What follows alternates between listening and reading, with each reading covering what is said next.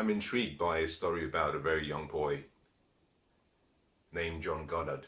At the age of 15, he prepared a list of the things he wanted to achieve and things he wanted to do during his lifetime. On the list, he had 127 items. He called this his life list.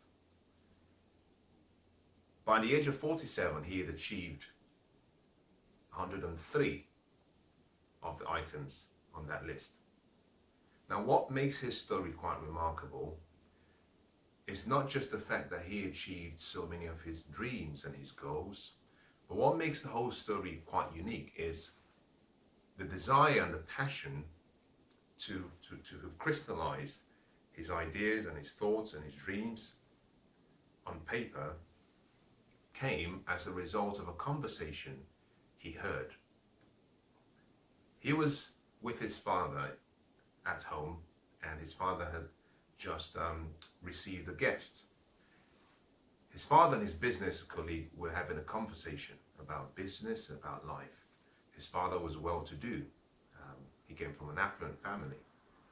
And whilst they were having the conversation, there was a question that was asked between the two adults. And the visitor made a statement. He said, "If I were younger, I would have done a few more things in my life." He also said, "I would have loved to have tried this, but I can't because I have a business and I can't live my business, and I have a family and I have responsibilities, and I cannot do what I would have wanted to do." And John identified the feeling of regret in that statement. And that inspired him. That inspired him to pull out a piece of paper and made him ask himself a question. The question he asked himself was, how would I want to live my life in such a way that when I get to the end of my life, I can look back and say, I had a great life. I can look back and say with confidence that I enjoyed my experience and I enjoyed the journey, through life. And so he started writing. On John's lists were so many inspiring goals and dreams. You know, he wanted to walk along the Nile River, he did it. He wanted to climb Kilimanjaro, he did it. He wanted to visit and learn the tribal languages and how various tribes and their cultures and how they grew up. He lived with about 12 different tribes in about 12 different countries. He wanted to fly a plane, he did. He wanted to learn how to scuba dive, deep sea diving, he did. He wanted to go on a mission trip, he did. He wanted to write a book, he did. He wanted to own a telescope, he did. At the age of 15, he allowed himself to dream without any limitations. Without any limitations. Of the 127 goals that he identified, he achieved 109. 103 of those were achieved by the time he was 47. John lived an adventurous life. Sometimes people call him actually the modern Indiana Jones. And that all started because he gave himself the permission to dream. And so my question to you really is, do you have a dream? Have you identified how you want to spend the rest of your life? Because at the end of your life, whatever you've done with your life will represent what you exchanged your life for. And very often we get so busy at being busy trying to earn a living that we forget that there is more to life than actually working. That life itself is not simply about working. Life is not really just time passing. That we've been given this rare opportunity on this journey through this beautiful life to experience life and have the abundant life, to live life to the fullest. But life expects us in return to sit down and decide what we want.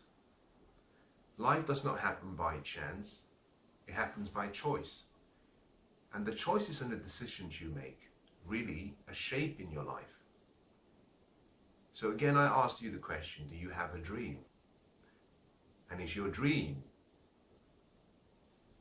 motivating you and inspiring you to becoming who you identified you want to be? John achieved his dream for two reasons. The first reason was because he actually allowed himself to dream.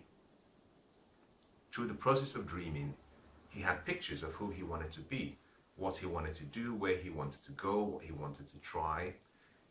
And he captured those pictures by crystallizing those pictures and putting the pictures in written form on paper. He documented his dreams. The second reason why John achieved his dreams was because he allowed himself to see those pictures in written form regularly. And that reminded him of the promise he made to himself. And with that constant reminder, he could see and remember every time he looked at his pictures and the written form in pictures, he could remember the regret in the voice of his father's friend. And that inspired him not to settle for just having an average life. If you were going to have a similar experience like John, whatever that might be, and by experience I mean if you're going to actually create an adventurous life, a life that actually is exciting, a life that you wake up every morning you're excited about, then you need to dream, but more importantly, you have to be able to capture those dreams on paper. Until your dreams are captured in written form, unfortunately, you may not achieve that dream. There are 5 steps I want to share with you on how you can take yourself from where you are now and position yourself in such a place that you can start to experience the adventurous life that you deserve. The first I've talked about already. I've mentioned it a few times already, and that is simply capture your ideas, capture your dreams, capture your goals, crystallize it in written form, write it down. Have it in a location where you can see it. You can see it on a daily basis, because what you can see repeatedly creates a feeling within you. So capture your dreams in writing. That's the first step. And once you've captured your dreams in writing, you're ready for the second step, and that's simply, once you have your dreams written down, ask yourself the question, how can I achieve these? This leads you to step number 2, which is you need a plan. Every dream needs a plan for it to be successfully executed. To achieve a dream, you need a plan. Once you've captured your dream in writing, then capture your plan in writing. There's something unique that happens when you allow your thoughts to be transferred from your mind, and you allow your hand to help you in bringing it into written form. You start to understand the dream a lot better. The more you see it, it gives you the opportunity to adjust, make corrections, make changes. So the second step you have to take is capture your dream in writing. Once you've captured your dream in writing, you're ready for step number 3. And that is really, you need the desire, you need the passion, you need the energy to fuel what I call the rocket ship of your dream rocket. And you do this in a number of ways. Some people believe that they need to have the passion first before they can dream or before they can set a goal. But passion or desire does not always precede a dream. In many cases, you first have to imagine, create the pictures in your mind, and the pictures you create will give you hope, and hope will always birth desire, passion, inspiration. And the more you can develop a stronger sense of passion and inspiration, the more you're able to dream more. So it's like a cycle of events that are all connected. But first, you have to capture your dreams. Once your dreams and your plans are in writing, something happens. Because you have your plans and your dreams in written form, the more you review those plans, the more your focus starts to change. Your mind starts to almost permanently fix these pictures of this world you've created in your mind. It starts to present it to you on a regular basis, and your subconscious mind goes to work in trying to bring those dreams into reality. So the third thing you need is you need a burning desire. You need a passion. And that is something that can come from within. That is something that you can activate within you by finding a few things perhaps that inspire you, by finding reasons why you need to achieve those dreams, but also identifying the benefits of achieving those dreams. Can you imagine what John would have been thinking when he wrote those dreams down at the age of 15? Can you imagine what he would have been thinking? By capturing his dreams, he started to develop a passion. It was his passion that kept him going every single day, every single year, trying to achieve those dreams. Now, although there are 127 goals that John achieved, or that John wrote down, those weren't all the goals that he had. He had a few more goals, but this 127 goals were the goals he identified at the age of 15. Once you've done that, step number 4 is really that you now have to feed yourself and fuel yourself with the self-confidence you need to get you going. You need self-confidence. Without self-confidence and belief in yourself, it's almost impossible to get you off the launching pad. You need belief. A strong enough compelling belief that can make you see beyond your present reality. A strong enough belief that can get you thinking beyond your self-limiting thoughts and any past conditioning that you may have. But you do need self-confidence. You need to develop a level of trust in yourself, where you can look at yourself in the mirror and say, you can do this because you deserve it. You can do this because you have more in you. You have an unlimited potentiality within you. So number 4, once you've identified and crystallized your dream, you've prepared a plan, you've developed a desire and a passion for achieving it. Number 4, you need to have self-confidence. And you must connect that self-confidence with trust. The size of your dreams will rarely exceed the size of your belief in yourself. Self-belief fuels the attainment of any dream or goal.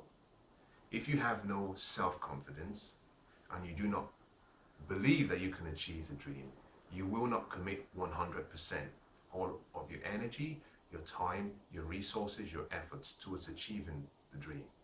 Where there is a lack in self-confidence, the dream might very easily fade away. So work on yourself and develop and build up your level of self-confidence. Now, how can you build up your level of self-confidence? Well, one very simple way of doing this is to decide that starting today, that you will be a person who has complete integrity. And you will start from where you are. So when you wake up in the morning, whatever chores you have to do during the day, whatever personal commitments you have to do during the day, complete those. Wake up in the morning, make your bed, make it properly. When you've had breakfast, clean everything up. These might sound like very simple, insignificant items or activities, but what they do for you is they start to mold your character. Self-confidence comes when you know within yourself that you've done your best. Self-confidence comes from the realization that you know more about you and you know what your past performance and victories have been. And those victories gives you inspiration to march forward. The difference between the extraordinary and the ordinary is the simple little word extra. And that extra comes from doing small daily disciplines that might seem insignificant to other people, that might also seem insignificant to you as well. By sticking to the small daily disciplines, you start to build a feedback system where your subconscious mind is being reaffirmed, so that what you're saying with your mouth that you will do and what you do is one. Integrity comes from wholeness. It means that what you say you would do, you do. And it doesn't have to start with something big. Start where you are. Start with the small activities around you. Be faithful to yourself. And then slowly your self-confidence will start to increase. Will start to build. The level of belief in yourself will start to build, because what you then have is you become a person who has a lot of integrity. You become a person that you admire. The final thing you need actually is commitment. You've decided what you want, you've developed the confidence you need, you've developed the passion you need, you've actually developed and prepared your plan and put it in writing. Now you need to commit to it. And that simply starts with you deciding that you will give up all blame, that you will give up all excuses, that you will give up waiting. One of the most difficult things in goal achievement is most people go into a state where they say, I'm waiting.